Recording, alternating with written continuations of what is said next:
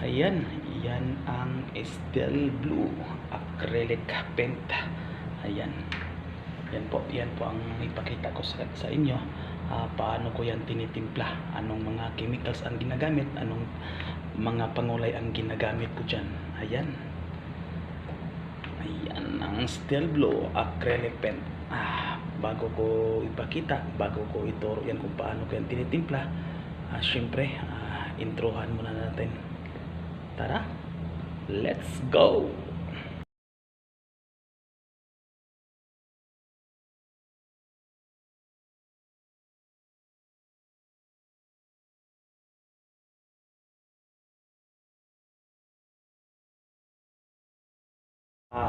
Good morning, good evening, good afternoon kung anong oras man ninyo ito mapanood.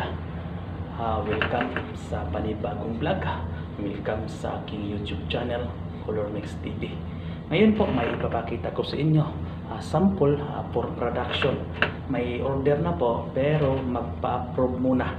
Gusto nila muna makita yung pintura natin na yung kulay na parehas ba sa sample. Ito yung sample nila. Yung description po nito ay Steel Blue. Ayan, Steel Blue. Yan po. Ang gagamitin na pintura, double component, ay acrylic color. Yan po. Acrylic gloss, semi-gloss po ang ipagamit nila. Yan. Steel Blue po. Ayan. Yan po. Tapos dito natin titirahin, dito natin i-spray. Pag natapos natin timplahin to. Ayan. Yan po.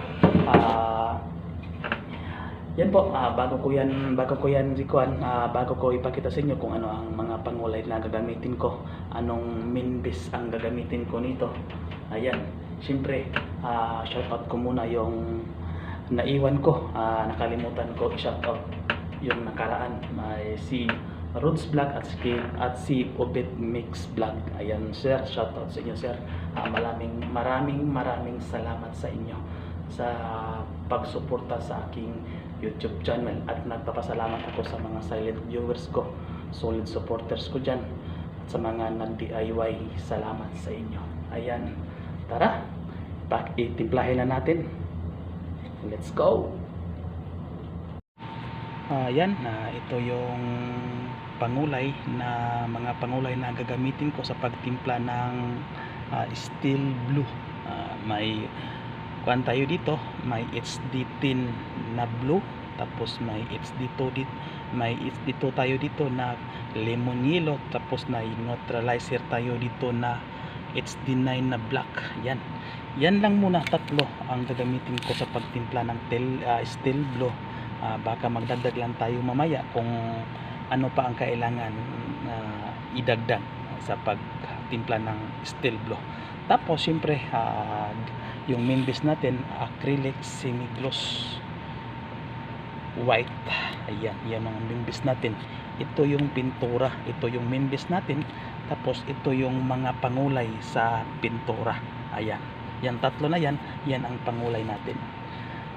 Black, blue at saka lemon yellow. Yan lang. Tapos ito yung sample natin. Ito yung kahoy na dito natin ititira pagkatapos natin timplahin. Yan lang. Yan ang tatlong pangulay. Tapos main base na puti, acrylic semi-gloss white. Yan. Tara, umpisa na tayo. Ayan, umpisa na tayo.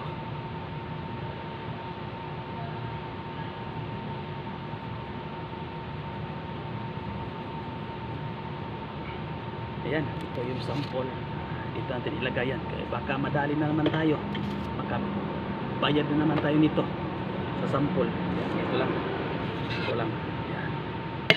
Yan, ito yung main base. Sige, saan tayo? Siyempre, unang patak, blue. Ayan.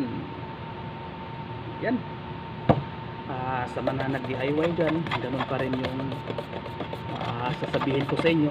Dahan-dahan lang po tayo sa paglagay ng mga pangulay. Yan. Tapos neutralizer na black.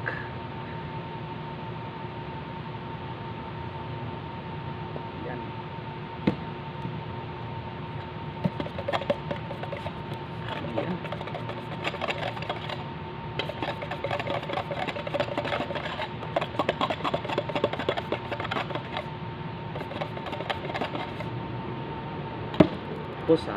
Tapos limon yelo. Dahan-dahan na po tayo. Dahan-dahan na talaga hanggang makuha natin yung kulay na gusto natin. Yan. Yun. Ganun lang. Pagkatapos nito, pag na-okay po siya, lagyan ko po siya ng formulation. Ayan.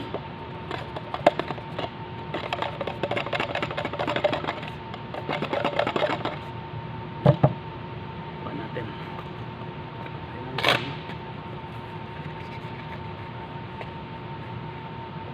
Dandahan lang po tayo hanggang makuha natin yung kulay. Tapos spray natin talaga para matingnan natin kung ano ba talaga, nakuha ba natin o wala. Ayan, tingnan nyo. Ayan, magkaparehas yata. Saglit lang. Tingnan natin be. Yan, tingnan natin, i-spray natin to kung parehas pa. Para sa akin may diferensya, pero tingnan natin. Yan. Tingnan natin. Kasi iba kasi sa hindi pa in-spray, tapos nasa timplahan lang, dapat talaga i-spray natin para makita natin yung totoo ba talaga na parehas. Yan. Para kung hindi man parehas, mag-adjust pa tayo. Pero kung parehas na, let's go na natin. Ayan. Ayan. Tara, punta tayo ng spray room para makuha natin. Tapos magdala tayo ng cup para dito natin timplahin. Ayan. Tara, spray na natin. Ayan, nasa spray room na po tayo. Ayan, ito yung sample. Dito natin itira. Ayan, kita nyo ba? Ayan, dito itira. Ito yung sample. Simple natin to, baka makabayad pa tayo dito. Ayan, ito okay na to. Niliha ko na ito siya. Ayan, for approval dito natin itira kung okay pa yung natimpla natin na kulay. Sana ma-okay. Tara. Ayan. Ayan, siyempre, kuha muna tayo sa kuha natin. Ayan. Ayan. Ayan.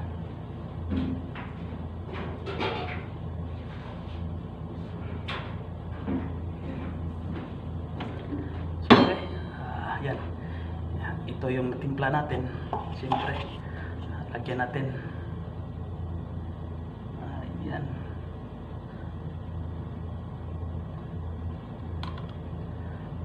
Siyempre, acrylic po siya, double component na pintura.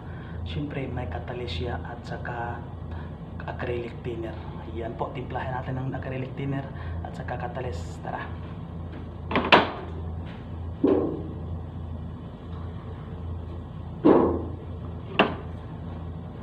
Ayan, may catalyst na po siya, may acrylic thinner.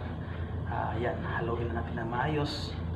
Yung paghalo talaga ng catalyst at saka thinner, dapat talaga maayos yung paghalo para hindi siya mamumuo. Ganun lang. Pero ayan, ganun lang. Huwag lang natin madaliin talaga yung proseso. Dapat dahan-dahan lang tayo para quality din yung trabaho natin. Tapos makuha din natin yung gusto nating quality at yung kulay natin na tinitimpla.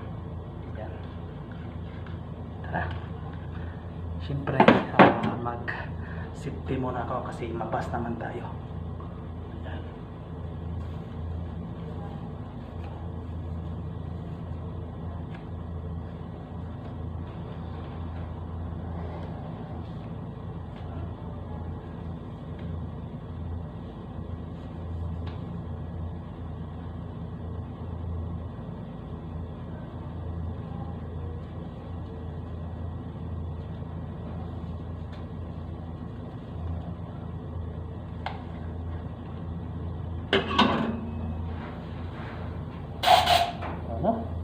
Nasira yung isa. naputol. Sige lang. Kasi kuhaan ko na lang, mag-request ko na lang ng isang mas. Ayan. Tara.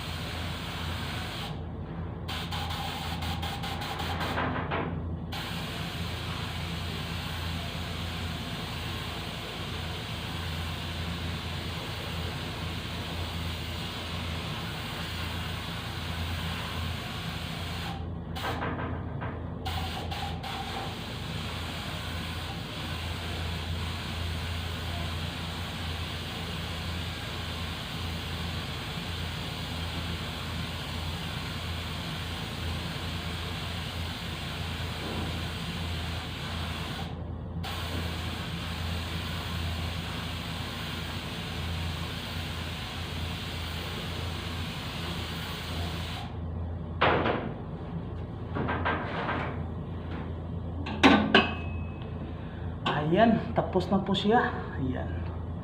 Ayan, ito. Ayan, tapos na po siya. Patuyuin muna natin siya. Tapos tingnan natin kung anong resulta, kung parehas ba siya talaga. Ayan. Patuyuin muna natin dito sa paglang.